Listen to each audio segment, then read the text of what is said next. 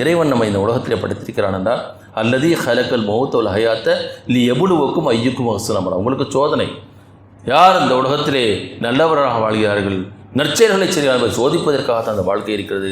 இறைவன் மறுமைக்காக மட்டுமே நம்மை படைக்கவில்லை, இந்த உலகத்திற்காக படைத்திருக்கிறான். இந்த உலகத்திலும் வளமான வாழ்வு இருக்கிறது என்பதாக அல்லாஹ் நமக்கு வாக்களிக்கின்றான்.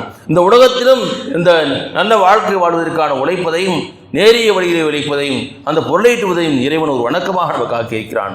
அல்லாஹ் சுப்ஹானஹு வ தஆலா உங்களுக்கும் எனக்கும் அப்படிப்பட்ட நன்மக்களாக அல்லாஹ் அனுமதித்த வழியிலே, நபிகள் பெருமானார் காட்டித்தந்த வழியிலே எப்படி சத்திய சஹாபாக்கள் இந்த உலகத்தில் பாடுபட்டார்களோ, தங்கள் குடும்பத்தினரை இது சமுதாயத்தை கட்டமைப்பதற்காக அவர்கள் உயர்த்துவதற்காக அவர்கள் பொருளீட்டினால் அப்படிப்பட்ட வாய்மையான பொருளீட்டக்கூடிய மக்களாக, அதன் மூலமாக நாம் அதிகமாக இறைவழியிலே செலவழிக்கக்கூடிய மக்களாக, அதை மறுமையிலே சித்திகங்களோடும் சுகதாக்களோடும் நபிமார்களும் எழுப்பக்கூடிய பாக்கியமற்றவர்கள் அல்லாஹ் தஆலா உங்களை மணிமாக்கிடுவானாக.